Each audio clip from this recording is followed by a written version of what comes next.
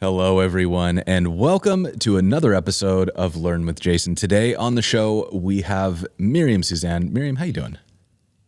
I'm doing all right. How are you? I'm doing great. I'm so excited to have you on the show. I feel like I asked you about this so long ago, and I'm so happy that we were able to line up schedules now to make it work.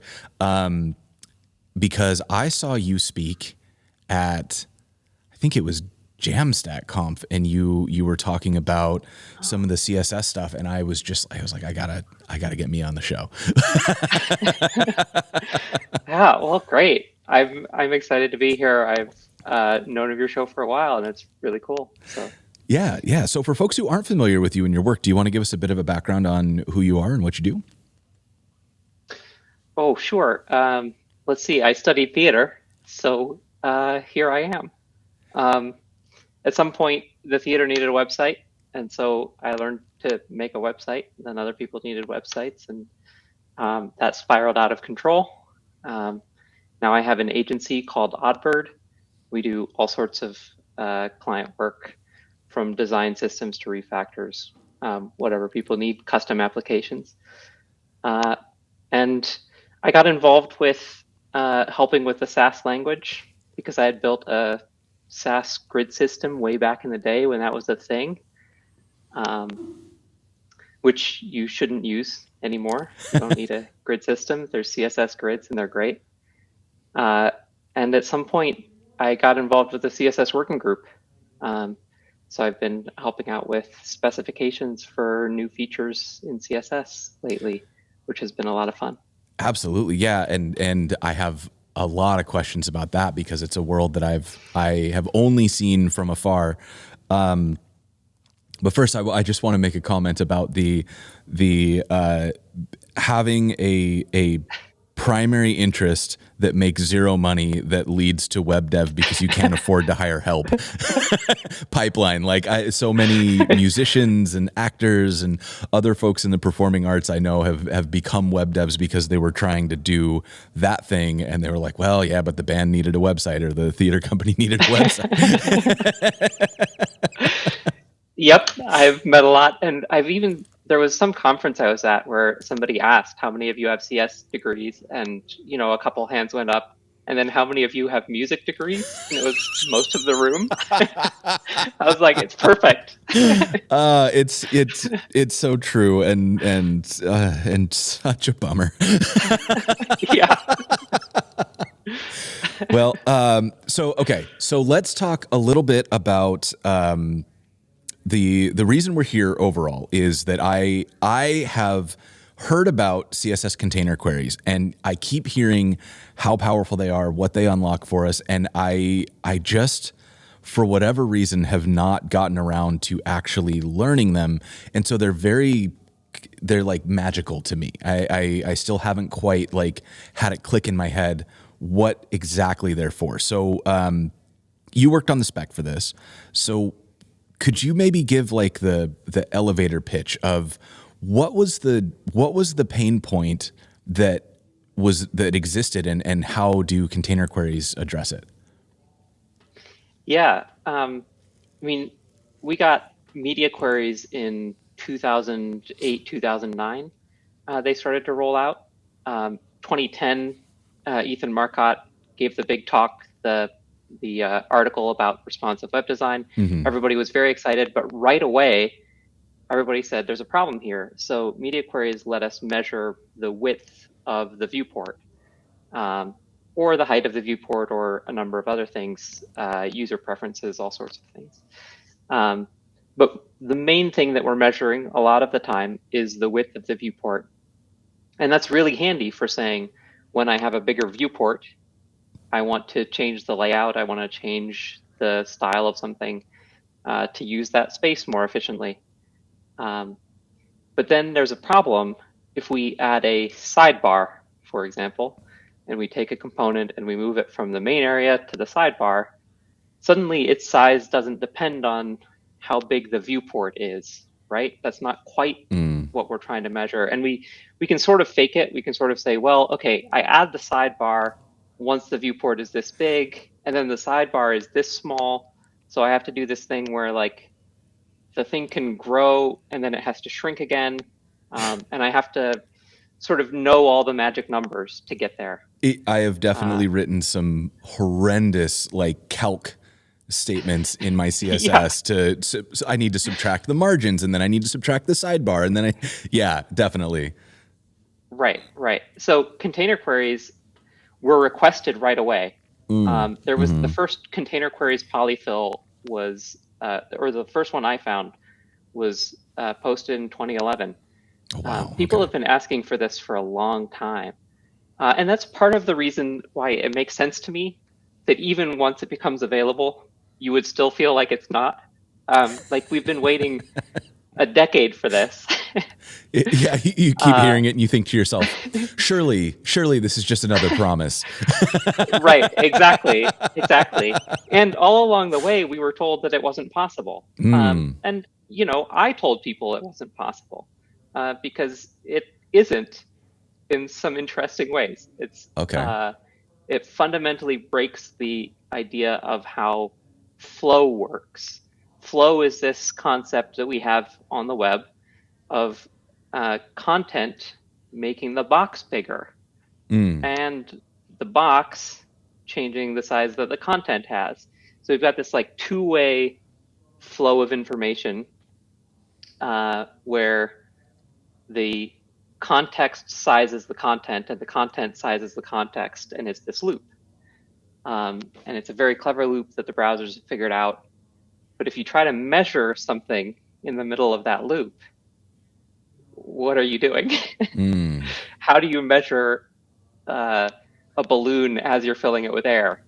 Oh, Um, yeah. like what is the size of the balloon? Well, it depends how much air you put in it. And if you're trying to measure it and then change the stuff inside of it based on the measurement, you're creating an infinite loop. And that's why container queries will never be possible. And now they're shipping in every browser.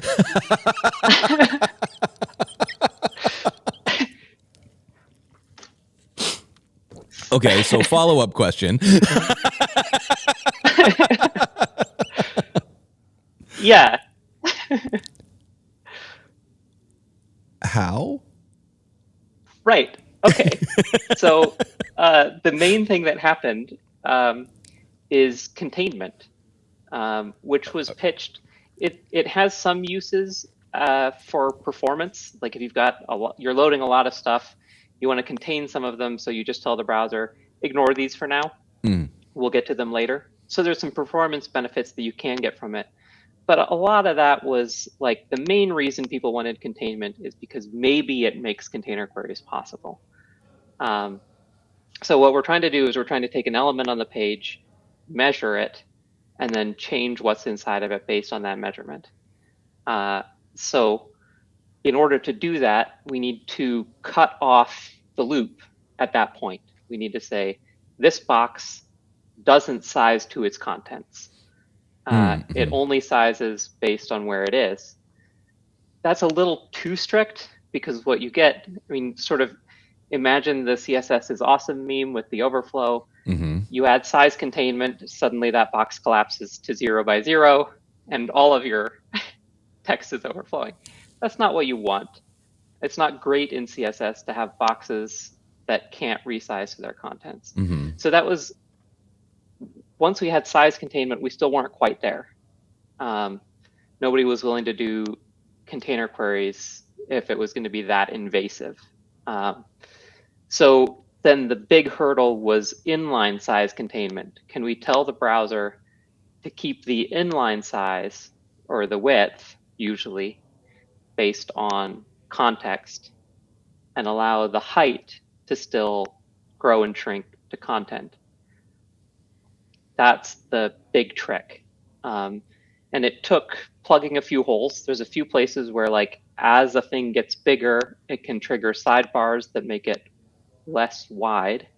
Mm. So there's a few places where the height can affect the width that we had to just sort of plug those holes and say, okay, we'll just come up with a one-off solution for here's how you handle that situation, which is basically like only move forward. If you have to add a sidebar, you don't remove it again if the contents change. Um, Did I say sidebar? I meant scroll bar. Scroll bar. Okay. Yes, I Scroll got you. bar. Right. So there's a few things like that, but we got inline size containment. And then that was when browsers said, okay, if we have that, then we can ship container queries. Because in most cases, when you're building a layout, you are setting the width from the outside somewhere. You're saying it fits in this grid, or it's this percentage of the page, or you're giving it some width from the outside. So then we can contain that and let the height continue to grow and shrink to the content, so we're not just overflowing all over the place. So that's the solution. It's fascinating to hear you talk about this, because the elevator pitch that or I guess like when I've asked, when I say, I don't know what CS like container queries are, they say, well, it's a media query, but based on the element, not on the viewport, right? And that sounds so simple. It's like what a brilliantly simple and elegant way to solve this problem. And then you talk about all of the knots that have to be untied under the hood in the browser to make this work, which actually brings me to a bit of a tangent, but I hope an interesting one for everybody who's listening. And chat, if you disagree, just let us know.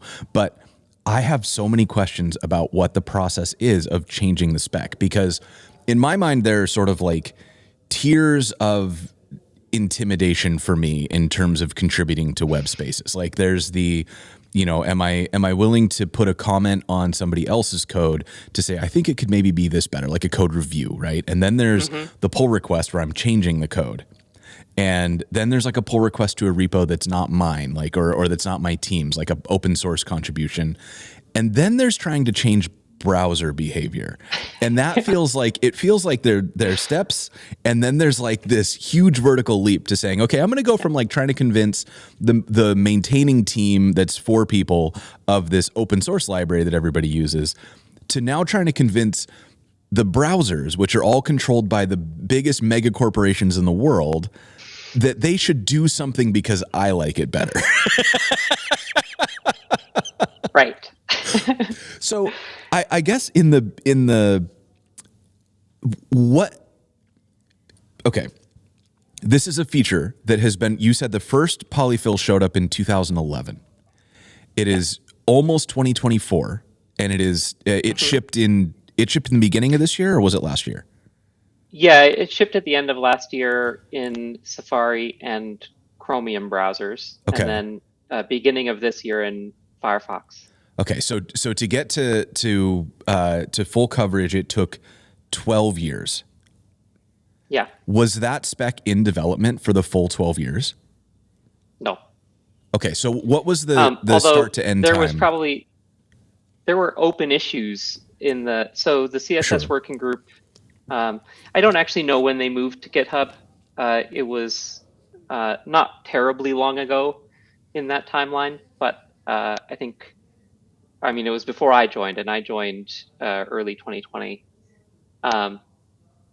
But everything that they're working on, I guess I should say everything we're working on is in the GitHub repo, and there are a lot of issues filed. And this issue has been filed for the whole time with a lot of discussion and different ideas. And around the time that I joined, there were sort of 2 leading proposals. They weren't specs yet, but they were sort of explainers saying, we think we could do this now. Here's the 2 directions we could go. Okay. So those were both pitched, I think, early 2020, and then the feature launched. But that's a quick timeline. That's basically like specs don't always move that fast. This one, browsers were like, we know everybody wants this. There's no questions. Let's just do it. Yeah, I guess it had the decade of prior, like, very clear customer demand. Right. So that, to me, that's fascinating. And so you're having to get buy-in from the whole working group. And I imagine that there's zero chance that you get unanimous consent here. Like I imagine that several people were kind of dragged against their will to this implementation. How do you manage that? Like when you're putting out something that's literally going to change the internet, because once you put it in the browser, it's basically here forever, right? Like that's the one promise of the web, is that we don't break backward compatibility. How do you know that you've got enough consensus for this to be a good idea versus like, well, no, we need to keep talking this through because somebody disagrees? Yeah, well, there's sort of a process of um, in the working group, uh, nobody has to object. Something can move forward if no one objects. Uh, and generally, the browser vendors are going to have a little bit more power in objecting. Um, and they have held things up at times when one browser can say, no, we just don't think that this is a good approach at all, and we're not going to do it. And that will often shut down a spec. Sometimes it has to go higher. There is a way of formally objecting, which then takes it to actually a different group in the W3C that sort of resolves those conflicts and says, here's our resolution to this formal objection, or you have to go figure out a different approach that makes everybody happy. In this case, it was more like everybody wanted it, and the question was just details of how. And so the main issue on this one was that inline size containment. And there was basically one browser engineer who kept saying, this will work, we can do this. And everybody else was super skeptical because we'd been burned so many times with container queries.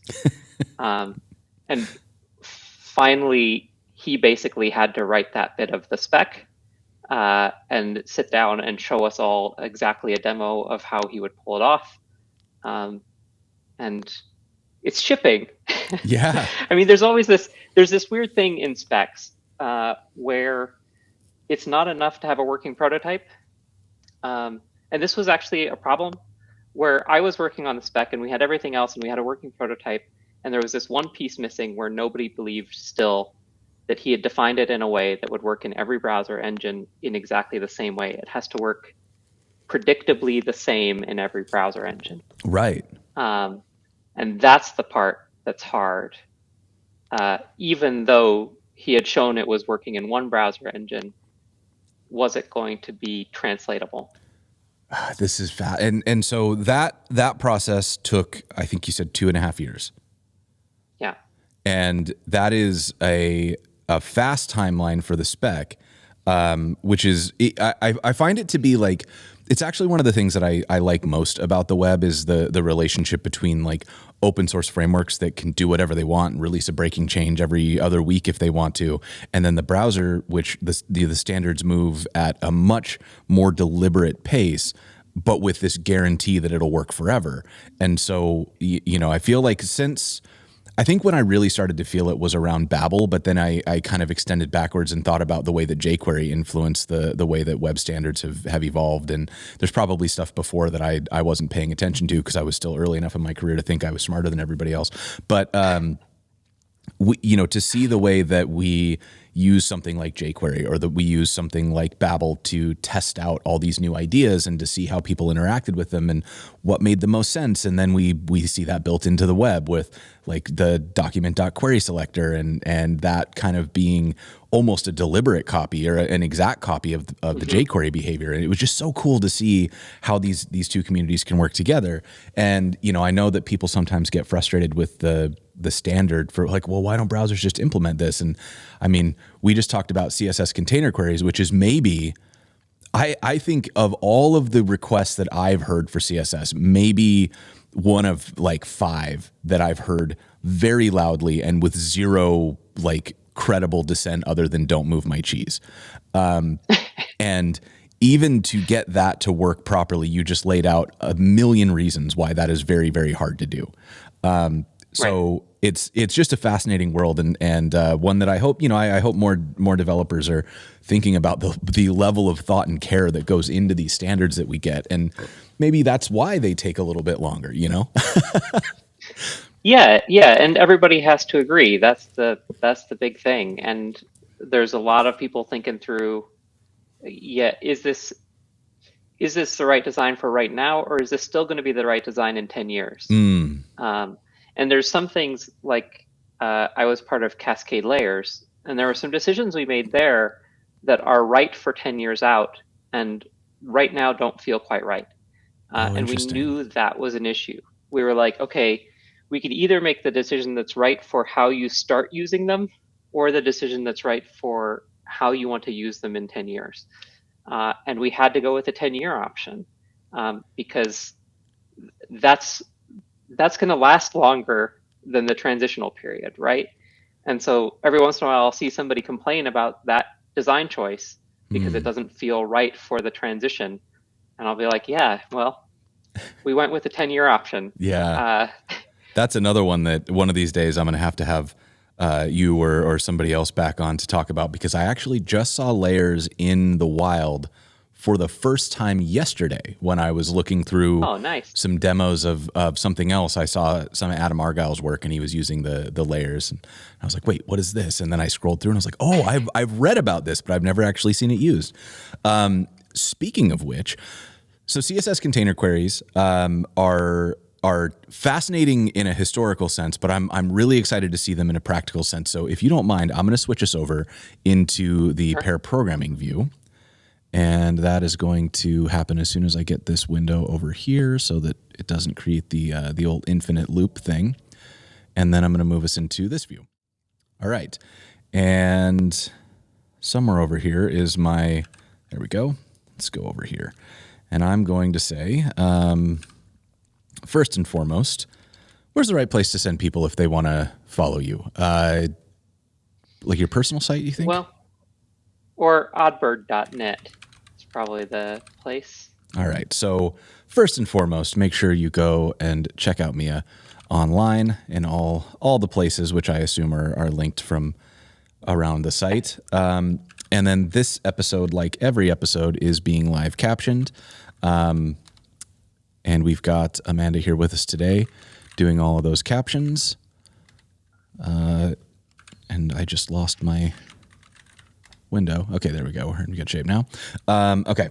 And so that captioning is thanks to Amanda and Whitecoat Captioning, and that is being brought to you by our sponsors, Netlify and Vetsu Code. And maybe you, friends out there, if you want to sponsor the show, get in touch. Okay, so CSS Container Queries. I'm going to see if I can find the spec. And let's see. CSS working group. Is it this one? Yep, that's it. Okay, so this is the actual spec. This is, there you are right there. Mm-hmm. Tab Atkins, and then I don't know Florian Rival. Florian's great. Yeah, he works on a lot of the specs. Excellent. Okay, excellent. So this is, if you're ever interested in seeing how something becomes an actual browser spec from an idea in your head, this is the amount of work that goes into it. And as you can see, it's a lot. Like this is not a simple document, because you've got a bunch of browsers built by a bunch of different people who all need to be able to read this and implement it exactly the same, which is absolutely fascinating to me. And a quick thing to note, if you're looking at specs like this, if you click on the editor's draft, that's going to take you to, it's basically the live working. So you're in the working draft. This is what's official and published. If you go to the editor's draft, this is what's not published yet. Okay. It's sort of the working document, and it updates anytime there's a commit to the repo. So people will be working on a document here. If you find yourself in an editor's draft, know that you're looking maybe at experimental stuff. Okay. And it should always have a link to the latest published version, which will take you back to that working draft. Very cool. Okay, this is super handy. I did not. I guess this is one of those cases where I just have like banner. I just skip. I'm like, go take me here. I go Sure. right here, and this is what I start reading. But no, this is so. So this in and of itself is cool. I could go through and start reading this to start to do it. I could go to MDN, but as I've got an expert on the show, I'm gonna skip all of that and rely on you for my docs today. So if I want to build something, where should I? I'm gonna maybe use like CodePen. Do you think? Sure. Okay, so I'm gonna get into CodePen here, and we'll start with a new pen, and I think we just go from first principles. So I'll start with an empty setup here, and then I want to do my first container query. So what should my markup look like? Well, let's say you have a card element, a card component. It's going to have in it an image, a heading, and some text. Okay, and we've got. Is that a good place to start? I think that's a great place to start. So we'll go here. I'm going to mark up these images without anything in them yet. We'll put in a heading, and the heading will be placeholder, and the text will also be placeholder, and that gives us our base level card. And then I can head over to somewhere like Unsplash, and we'll grab some images. What's your favorite snack food?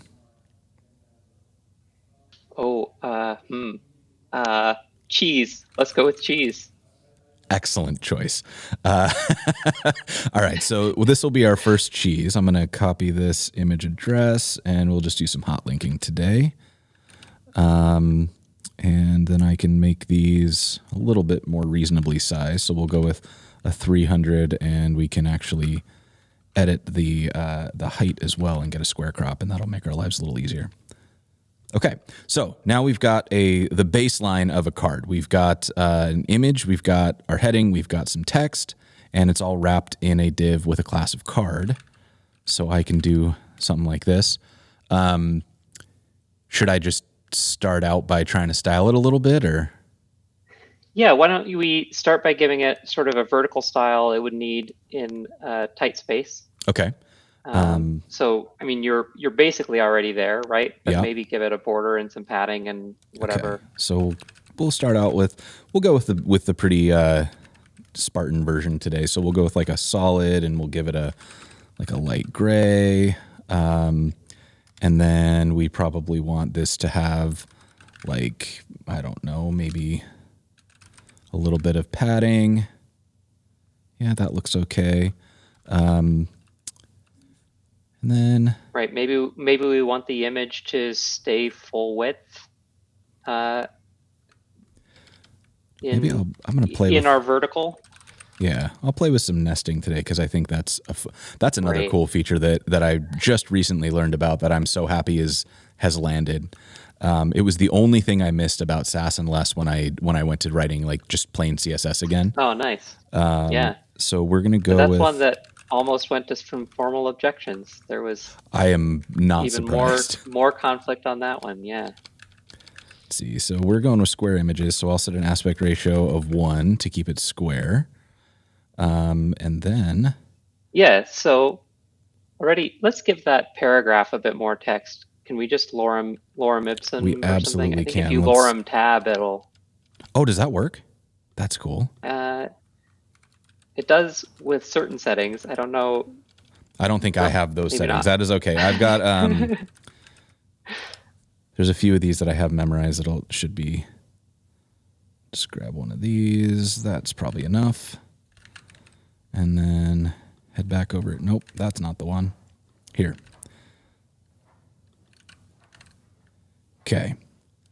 So that is a decent amount of text.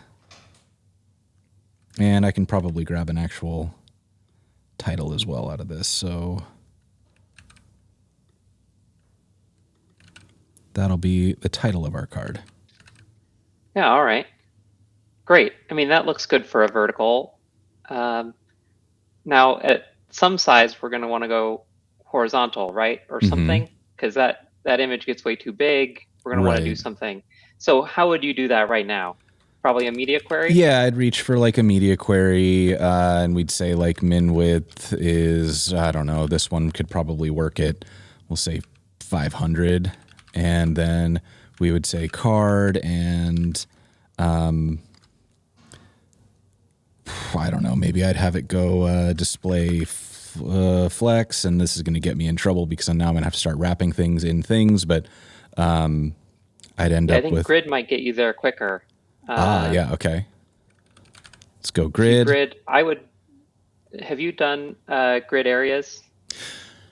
I have, but I templates? don't remember the syntax off the top of my head. So Okay, right. Grid dash template. And then in quotes, let's say we're going to have an image. we have an image. And then next to it, we're going to have the header. And the height of that should be auto size to the header, probably. So auto. Auto. And then, yeah. And then space, let's see, not actually a comma there. Oh, okay. And then would it be like I don't image? think. Yeah. Text. And then, yep. And auto again. Exactly. Yeah, auto, or there we could say one fraction. We want that to be able to grow and shrink. Okay. To take up the remaining space, and then a slash, and we put in the size of our two columns. So the first one, you could say maybe it's a min-max or 150 pixels. That works. Well, you got it. I went to 150 pixels because I sized this to 300, so I was like, that's double density. Right, That'll look yeah. nice. But right. yeah, so min-max actually, just for the sake of demonstrating that, because that's not one that I'm super strong on. What does min-max do? Min-max is fancy. It's a little bit like using min and max, the other. But what's fancy about min-max is you can put in intrinsic sizes in it. It only works in grids, but you can say like you want the minimum to be the min dash content, and you want the maximum to be max content. I mean, you could do that. That's sort of already what things do by default, so that's not really what you want here. Gotcha. And min content of an image is weird. So you're probably going to say more like, okay, the smallest we want the image to get is 150 pixels, and the largest we want it to get is, boy, I don't know. You could say 1x, 0.2 fraction, or you could say 300 pixels, or you could go wherever you want with that. This will be the another, like, today I learned, I didn't know that you could use decimal points in the fraction values. I thought it had to be ones and twos. No, what's really fun is if they don't even add up to 1, you can leave extra space around. So you can have things grow to less than the space available. Oh, cool. As long as they don't all add up to 1 yet, there will still be some space left. Fascinating. Okay. That's a tip to take home. Yeah. Okay. So yeah, let's say for this one, we'll give it, it can go up to 1x. Perfect. Its actual size. Now you've created 2 rows and 2 columns, so you've got 4 spaces there, and it's trying to put one thing in each space. Yeah. So if I go and the main look thing at that we need to this, just to demonstrate for everybody, this is the actual grid we've created. You can see, I don't know how to like get my mouse to show it and also keep it highlighted, but if you look at the bottom of the, oh, perfect. There you go. So it shows we've got the upper grid here, and then the title's in the next thing, and then we created another one here, and then this one's sitting empty. And so and really we want, if we tell that image to take up both of those spaces, and we can do that just by setting it to grid area image. Okay, so we do that with the image, yeah. Grid area is image, and it's like magic. It just works. And then I can come into you maybe want a gap. I was just thinking that. Great. And you're all set. Magical. Like, what a glorious tool Grid is. Yeah, Grid is amazing, and people should reach for it. Yes. And so then I can do a little bit to make this look a tad bit nicer. And so I'll say if it's the heading or the paragraph, we'll just turn off the margin because we've got the gap for that. And now we've got kind of a nice looking little layout in our grid. Yeah, so let's check it at the different sizes. Okay, so I'm going to go here, and that looks a little funky, but this looks nice, right? We're getting there. Yeah.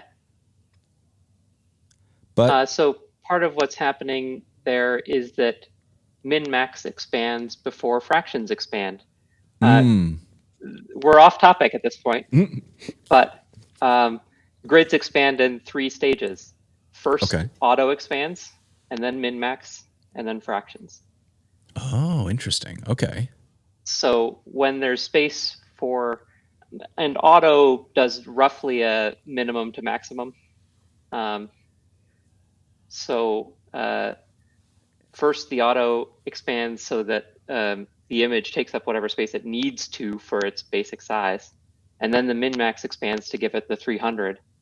And then the fraction that we gave to the text starts expanding. Got it. Okay. And so, this is like, I love this because usually, I think as a tribute to how thorough the like edge cases are here, most of the time when I'm talking to somebody about CSS, what they'll tell me is, that's just how it works. So like having you step through what's happening under the hood is blowing my mind right now. Okay. And yes, Great, as the chat says, we are always off topic here. So. Good. Glad to be where we're expected to be. So yeah, this works great, except let's create ourselves a layout to put this card inside of. Okay. So let's say we maybe have a main and a side. Okay. So I will set up my main, and we'll set up our aside. And for the aside, I think we can do something like, let's just set like a background of blue so that we can see it. Right. And that way we'll be able to, I guess I'll... Right now it has no size. Right. But we could put a card in each. Oh, yeah, okay. That's a good idea. So I'll take this card. We're going to put one in here and one in here. And maybe, can I format you? Yes. So now we've kind of got our setup, but that's not doing what I want. And I guess if I make an actual layout here, I would maybe do this with, I guess because I'm in here, I'll just kind of do the old trick. Is this making you sad? No. I mean, that's a perfectly reasonable way to do it. Okay. You can also use the body for that. It's there. Oh, right, because we have. We don't have the. It's not visible, but of course, CodePen is putting it there, so we would be able to say. You've got the wrapper. There's no harm with that wrapper. We can say we can display flex it. No, why not? Let's not add any elements we don't need today because that's what this platform is for. And then we can say give it like a gap again of 1 rem. And then we want to have the, maybe we want the aside to be, I already have the aside stuff down here. So we can make the aside max width of, or why don't we just give it a fixed width? That'll give us some chaos to cope with. Yeah, and already you can see the problem, right? We've got 2 cards, but they're both expanding at the same time, even though they have different amounts of space. And that doesn't make sense. So we're going to use container queries now. And for that to work, we first need to define our containers because we need to tell them you lay out your width. Now, this is going to be tricky with Flexbox potentially because we're telling the containers lay out your width as though you have nothing inside of them. But let's do it, and let's see what happens. Okay. So main and aside, we want to add a container type of inline size. Okay, so here we'll go with main and aside and container type, inline size. So one of them we've given a width, so it's getting that width. The other one we haven't, and so it's in a flex box and it's collapsing. Okay. This is where I would, again, maybe use grid instead of flexbox to get the layout. Okay. And so I can just do add that. 2 grid columns.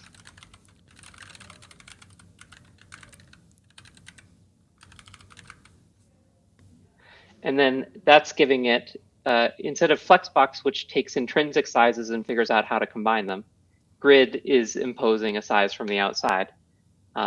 And so we get our extrinsic size, which is what the containment needs in order to work.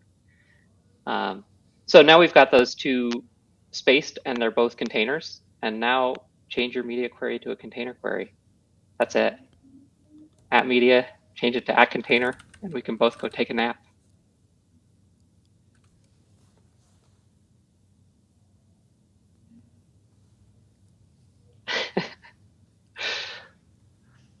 I mean, there's more we can play with here. I feel embarrassed that I waited so long to learn about this.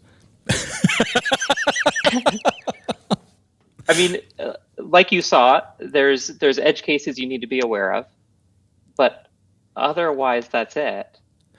Can yeah. I want to show everybody one of my favorite things that I learned about this.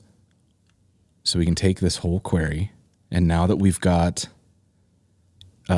nesting, we can do this. It's magical. Very good. Look at that. It's so good. Okay, so I want to get on a little soapbox here about how deceptively cool this is.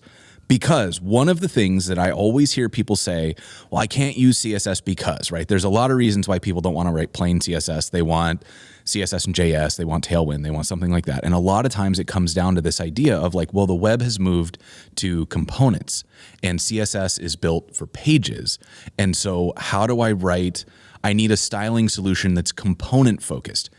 What is more component focused than this?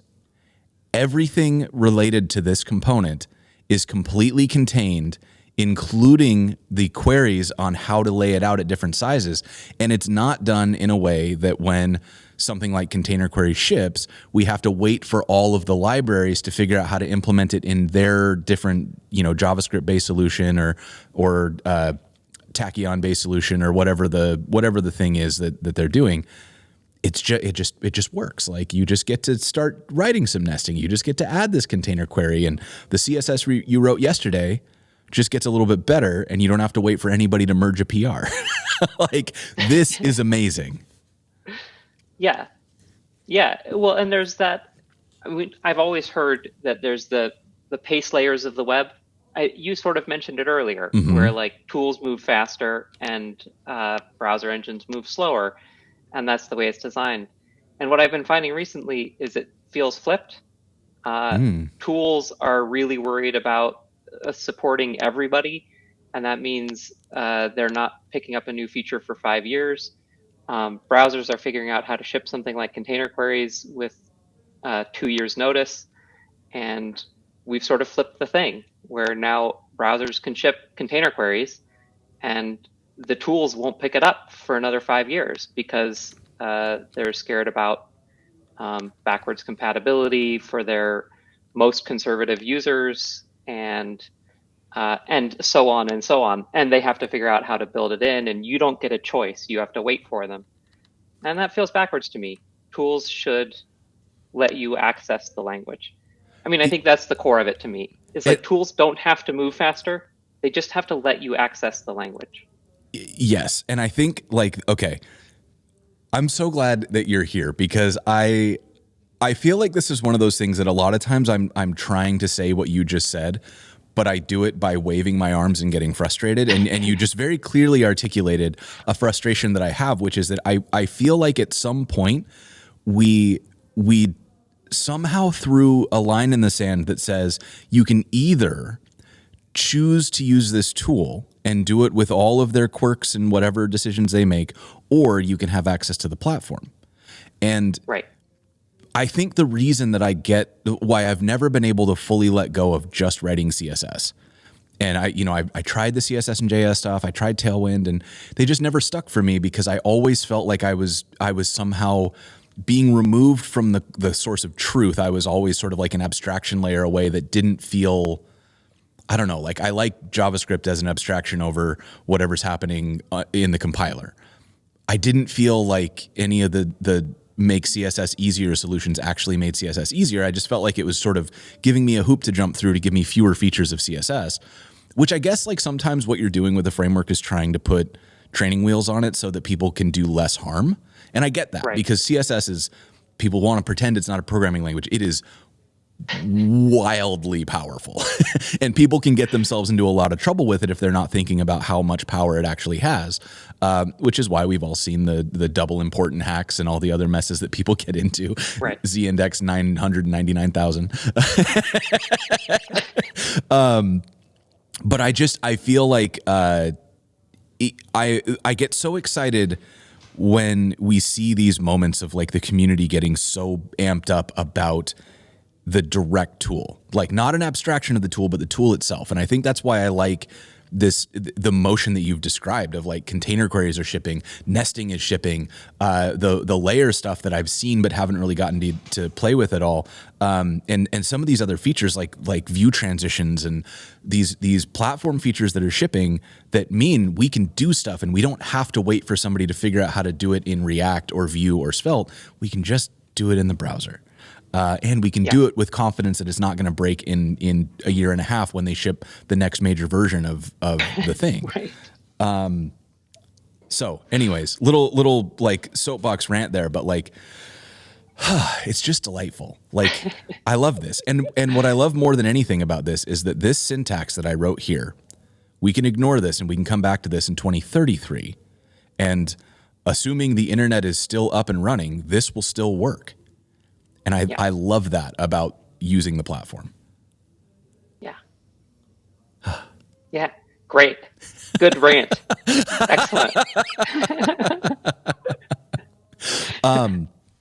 So what I'd maybe love to dig into a little bit here is, are there any, like you mentioned a couple nuances, like Flexbox makes this challenging. Does that mean that like you shouldn't use this with Flexbox? Or like if I'm trying to build a component system with container queries, how do I make sure that it'll do the same things as like what I was attempting to do before when I was shipping heavy, CSS and JavaScript or something like that?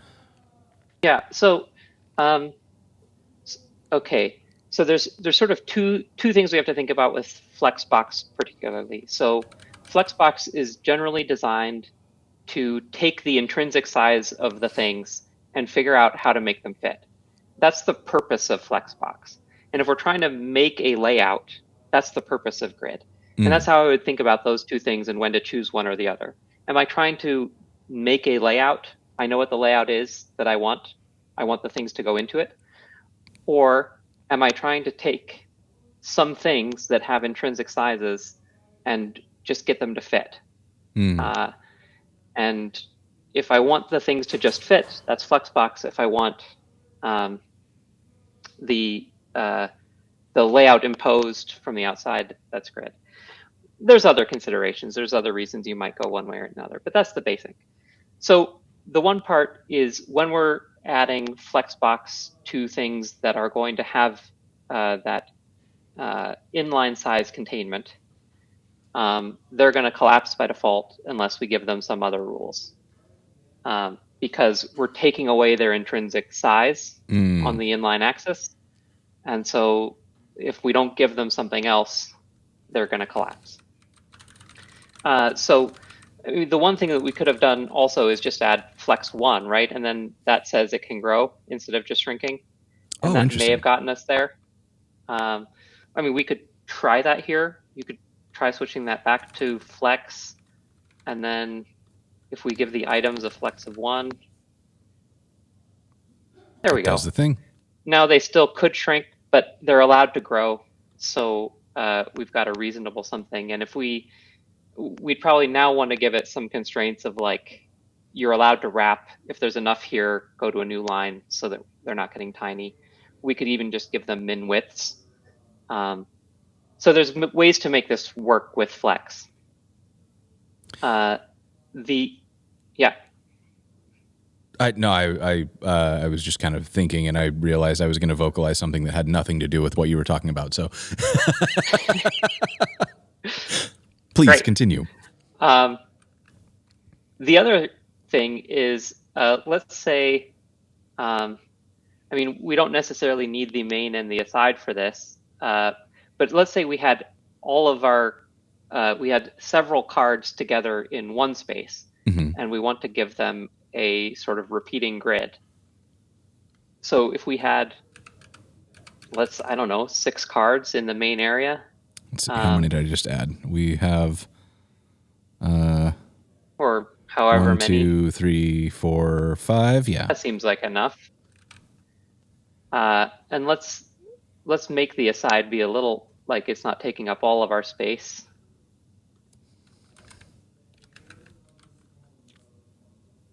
Yeah, there we go.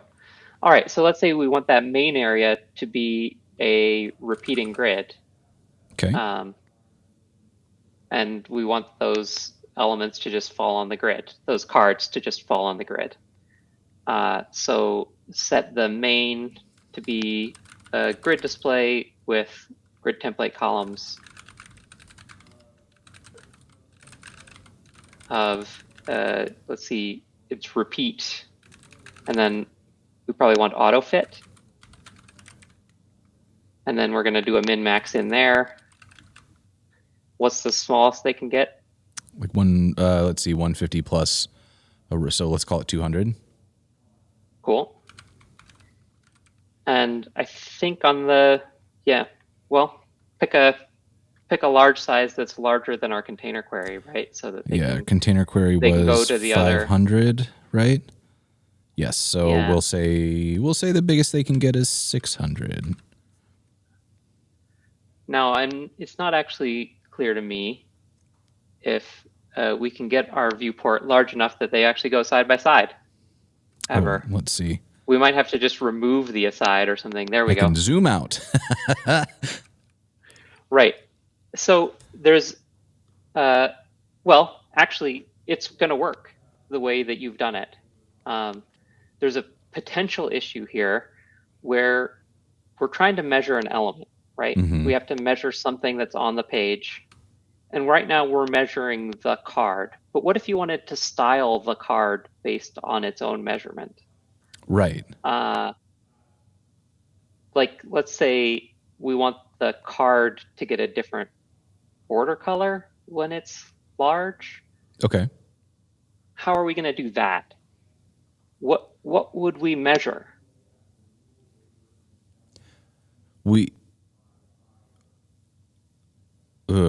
So we would just put it in here, right? Like when the container query. The card isn't the container. Right now our main area is the container. And actually you can see when they go side by side, I think actually we want one fraction on that if we want it to be able to switch before. Would that work if we, in our min-max? In our min-max, we do one fraction as the largest, or? As the largest? I think so. And then they should be able to do that. But you can see they're not doing what you want in the container query. They're still treating the container as the size of the main area. Interesting. They're measuring, we set main and aside as containers. So that's what we measure. The main area is big. So we've got the media query problem all over again. Yeah. So this is where we need a little bit of extra wrapper divs. Okay. And I call these turtle components. This is the thing that you want to think of if you're really moving a component around. It might have to carry its container with it in order to measure space inside of a flexbox or grid. Because otherwise there's nothing to measure. We can't turn a grid column into a container. We can only turn elements into containers. Okay. So if we add container wrappers around each card, Okay, so we'll go with then they can. I guess we'll just call it a card wrapper. Great. And then take this in a little bit. And because we did all of these the same, I can just delete them all. And 1, 2, 3, 4, 5. And that should give us back our 6. And now we just want to add container type inline size to those.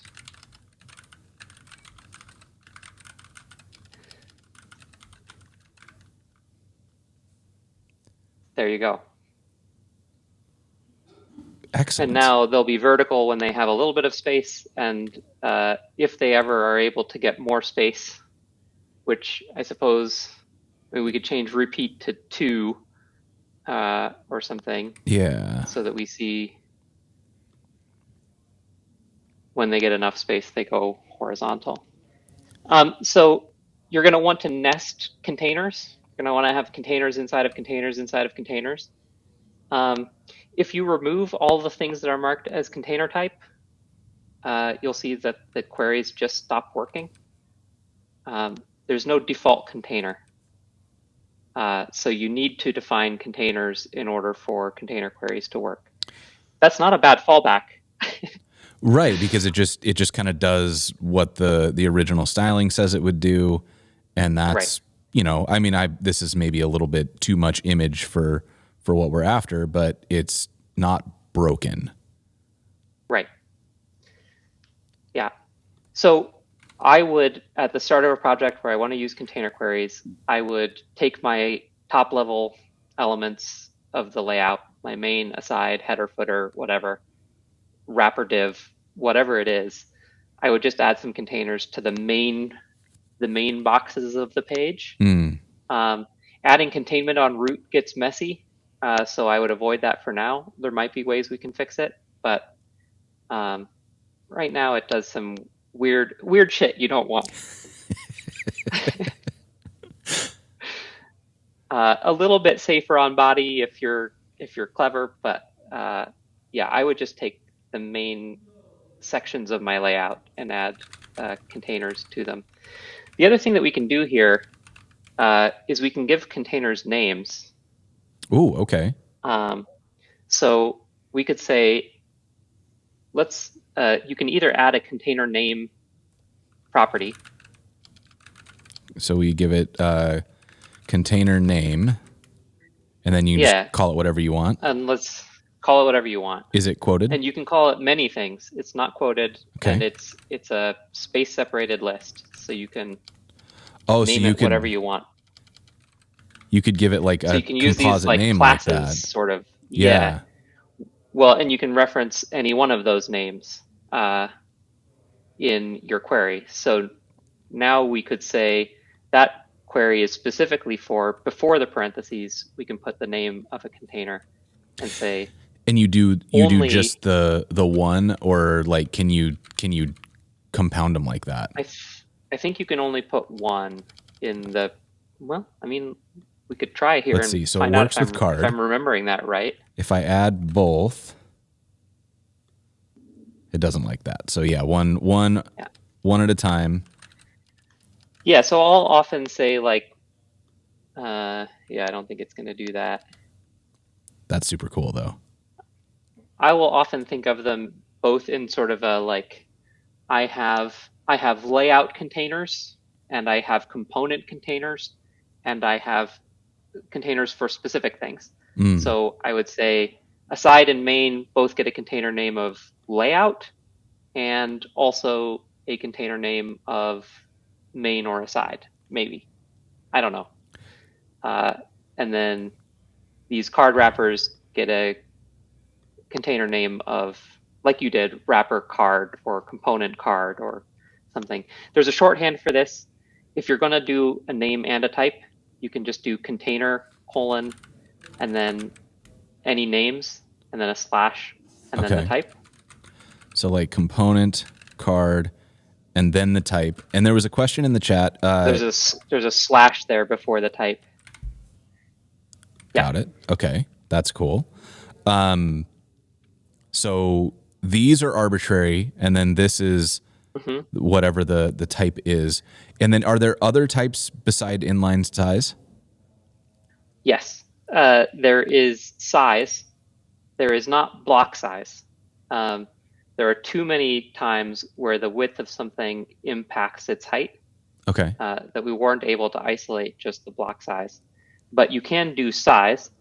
Now, the thing with that, and we can play with it here, we could add size containment to those card wrappers.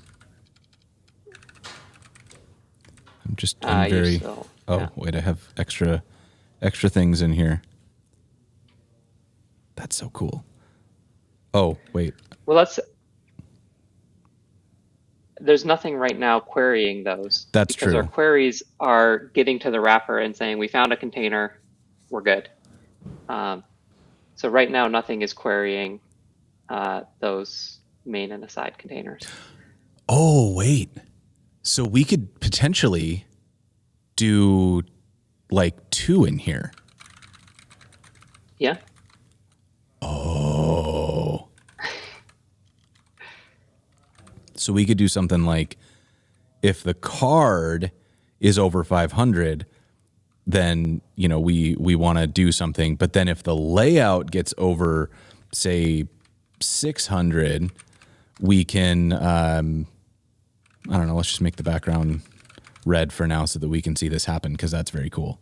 So, There you go. oh, that's Yeah. so how useful is this? Because I was just thinking, like, I like that this shifts here, but I actually don't know that I want like that to be that big. Like maybe I want something else to happen. But if this was inline, like if we break down to say whatever I'd have to fix this to have like a non-grid part where it just shows one at a time. But like in the column, I definitely want the image to be full width. And if somebody's on a 500 pixel wide or a 499 pixel wide like phone, I want the image to fill the screen. But maybe I don't want that to be the case when I'm on a viewport like this, right? I can think of a lot of reasons why I might want to have that tweaky control. Yeah. And knowing that I can do like duplicate containers like that and kind of make choices on the component itself, on the container the component is displayed in, that's really powerful stuff. Yeah, and that's why I would recommend adding names to containers. Even if you're not sure when you'll use them, you may come back later and be like, I just wish I could reference that container. So a container query, it's going to look at every selector inside of it. It's going to match that element. So it's matching the card, which because you're using nesting, doesn't look like it's inside, but it is. It matches that card. And then it says, okay, where's my nearest container that has the name that I've requested, if I've requested one, and is able to answer the question about its width. So that means it has to be either a size container or an inline size container, which is really the only two values we're playing with at this point. Mm-hmm. But so it says, where's the nearest container that can answer this question, like has the appropriate type to answer this question and has the appropriate name. So you're always going to get the nearest one by default. And then if you use names, you can sort of jump over containers and access a different one. Fascinating. I mean, this is so cool because, like I said, you know, it gets oversimplified when you say, well, I don't really know what those are. And the answer is, well, it's just a media query for a you know, a div instead of a page. And it's like, well, yeah, but it's a lot more than that when you dig into what it does, both in the complexity it takes to make it work and in the nuances of the application here. Like this is some really, really exciting stuff.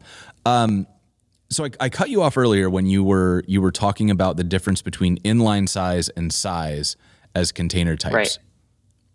So let's change those main and aside to be size containers. Okay. And you'll see they just collapsed. Because now we've extended that containment problem. Now, the place where this might be fine is if we say those are, by default, they're 100% of the viewport height.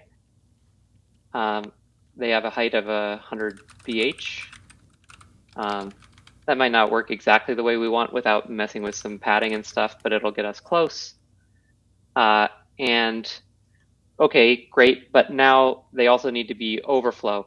Basically, anytime we're adding a height and overflow to something, then it's safe to make it a size container, and that means we can query its height. But it's going to be in these cases where we're doing sort of an application layout where things scroll separately, or any place we're adding height and overflow. Yeah, so if we were doing like a overflow-wise scroll. Right. So now you can create a height-based query on that main element because it has a height defined from the outside. Okay, so then if I do something like, so the height, let's see, how is that going to? It's going to be based on your window height. And it's viewport height, not like inner content height. Well, it is the inner content of that element, although you've set that element to be 100 VH. So it's going to be the viewport height just because you've used that in setting it. Yeah. Does that make sense? So is there a way that you could do something like an application I'm thinking of is like, let's say I've got a list of like thumbnails of photos and I'm doing an image gallery. And I want, if it gets above, say, 800 pixels or something, that they just start to kind of like lower in transparency so they kind of look like they're trailing off at the bottom.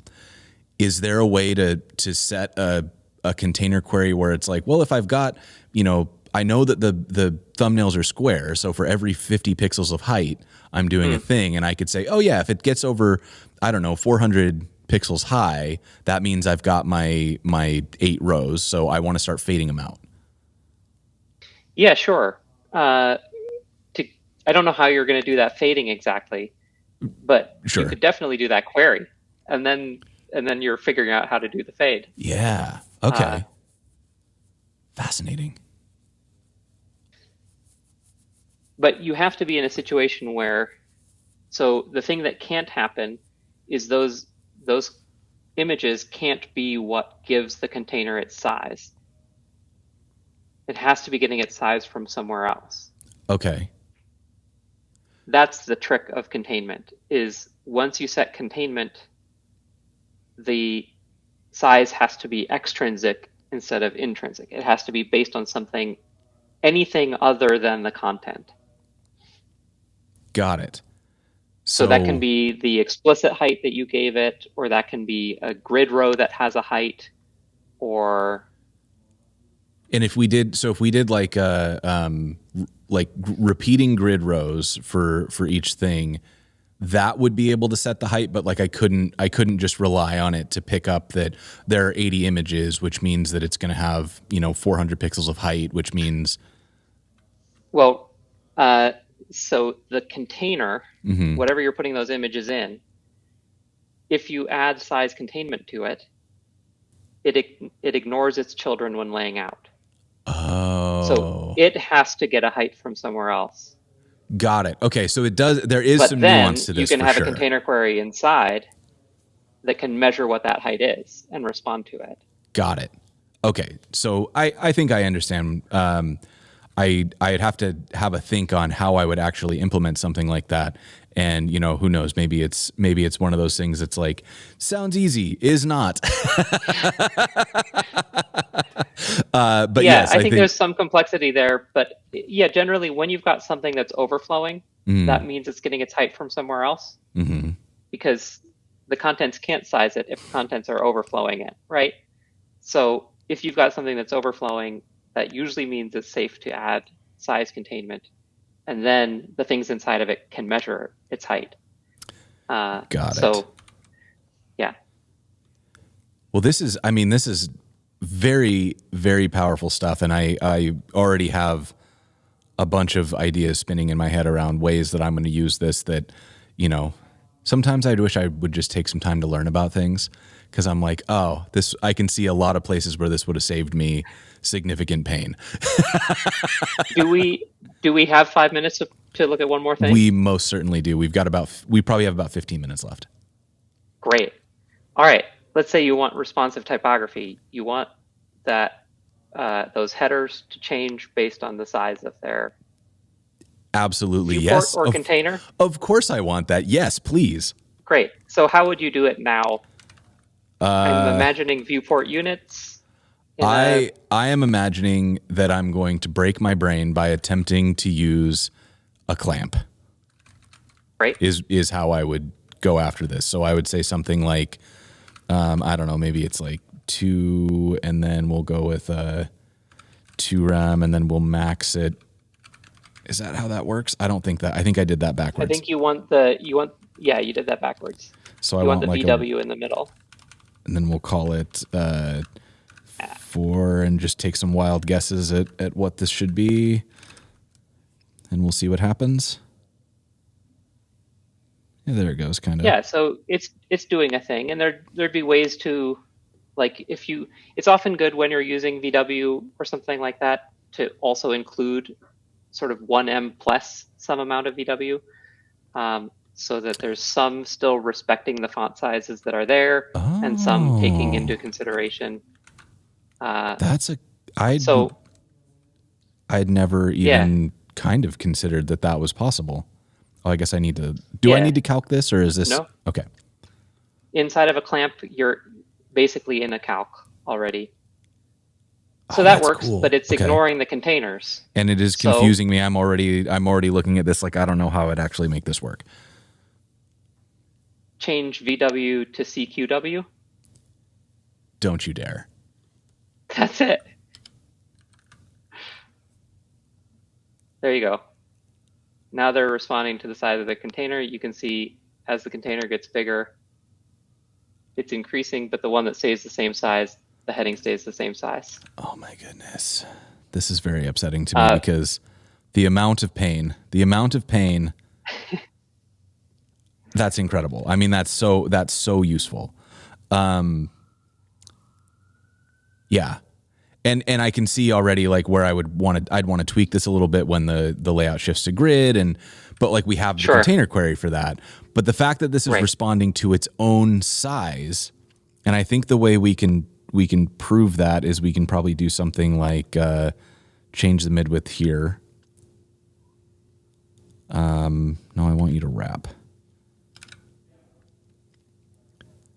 Why don't I just do this? I'll just turn off the grid for a second.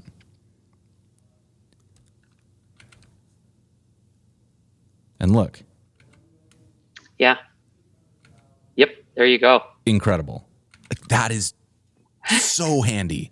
Like, yes, I can see a lot of my CSS hacks are going to be replaced with this. Or not even hacks, just overwrought like calcs based on different things, trying to figure out, if we're in this view, then there's going to be this thing in here, so we got to account for that, and then we got to do some math to figure out, we're this many pixels away from the edges of the screen because I have a max width on my main container, and it's very hard to keep in my head. So this, it's so good. Yeah, and you've got it's all the same units that you have with a viewport. So you've got like viewport width, viewport height, viewport inline, viewport block, viewport min, viewport max. There's probably others. I only know about height and width. Yeah, there's a bunch. You have all the same things with CQ. You can just replace the V with a CQ. For this, we decided it wasn't reasonable to say it doesn't work if you're not in a container. That would be too fragile. So for this, it does fall back to the viewport units. Basically, if there's no container, we use what the viewport unit would give you. Technically, I mean, and maybe if you didn't know there were more viewport units, there's also small viewport and large viewport units, which are newer. What? So the small viewport is the viewport when all the Chrome is in. So if you think about a mobile browser, it usually has like browser Chrome that appears and disappears. There you go. So that's the small viewport and the large viewport. No way. Oh my Container goodness. queries will fall back to the small viewport. That is incredible. I had literally no idea that this was a thing. Gonna have to dive in here because this is like the one complaint that I've had about VH is that you just sort of have to live with the fact that when somebody scrolls up, you're gonna have a slightly broken layout, and it's like whatever. I guess I'm gonna live with that, but now I don't have to, and that makes me very happy. You don't have to. Yeah. I think this is shipping everywhere. I mean, you can check Can I Use. It is fairly recent. It's in the last year or two, but I think it's fairly well supported at this point. We're not in Firefox yet, but we're everywhere else. No, that's something else. That's something else. That's something else. Here. Oh, here we go. Yeah, there you go. So it's, I mean, I don't even know why I guess they still show that because there's all the corporate clients out there, but it's everywhere. Yeah. That's cool. That's really, really cool. This is gonna, who knew? I guess you knew.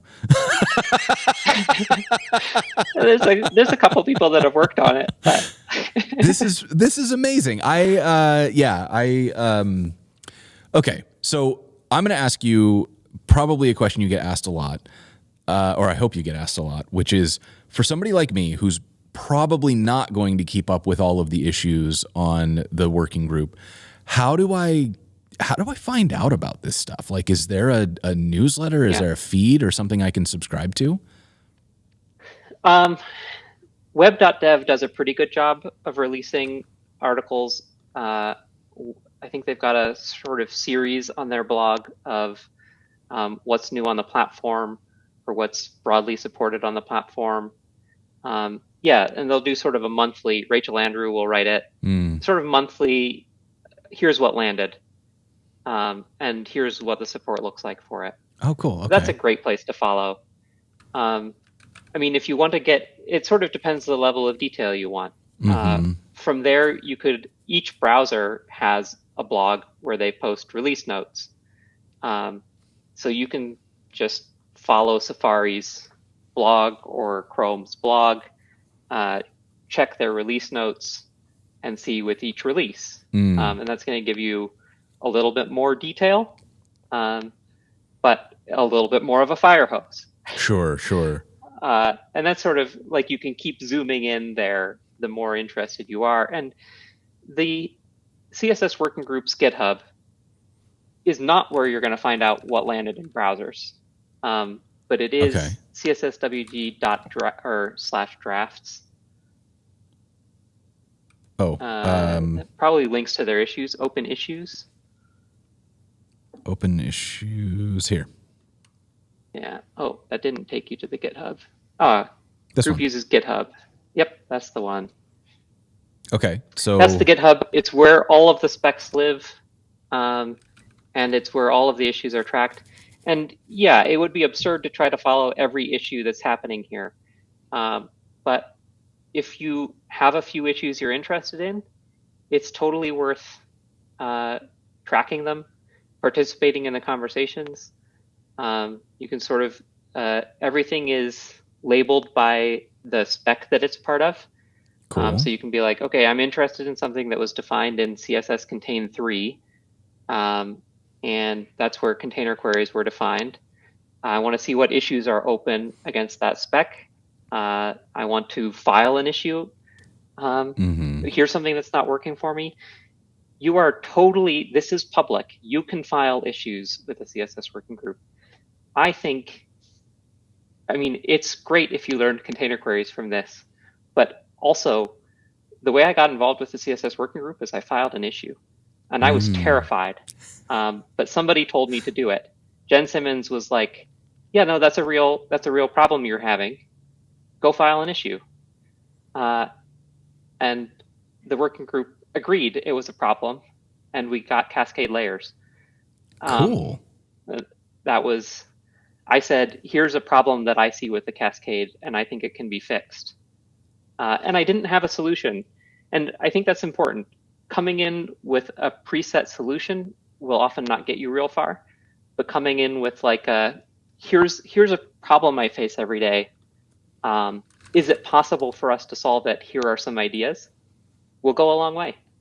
And people, sometimes the answer is no, we can't solve it. Sorry. But at least you'll find out. Feel free to file issues. I mean, this is or search and see if somebody else already filed it. sure. I mean, this is really cool because VDog in the chat just asked, like, what about masonry? And so I type in masonry and look, here is a huge amount of information about what's going on in here. And I imagine if I poke around long enough, I'm going to learn why, like, what people want, what viable, and like what the issues are. Because it looks like, oh, here's some performance problems.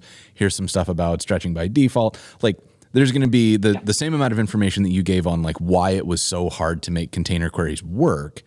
We can find those same reasons. Like, why is it taking a while to make this happen? Probably a million little reasons that you're just not thinking about. Yeah, okay. And that's really, I mean, that's actually really inspiring to hear that the way you got involved was that you opened an issue and that you were scared. Because I think that, like, if I think about opening an issue for one of the working groups, I am definitely kind of like, that feels like a lot. Yeah, well, and I also, when they said, yeah, will you come help write the spec? I was like, I've never written a spec. I have no idea. What the fuck? Like, I don't know how browser engines work. I still don't really know. Like, I keep learning more and more as I'm dealing with them. But I feel like, you know, I'm a designer working with developers in this situation, right? Where usually I'm a developer working with designers. When I get to a browser engine, I'm saying, here's the design I want for CSS, and they have to figure out how to build it and tell me whether it's possible. But that's why there are both CSS authors and browser engineers in the working group. Right. We work together to figure it out.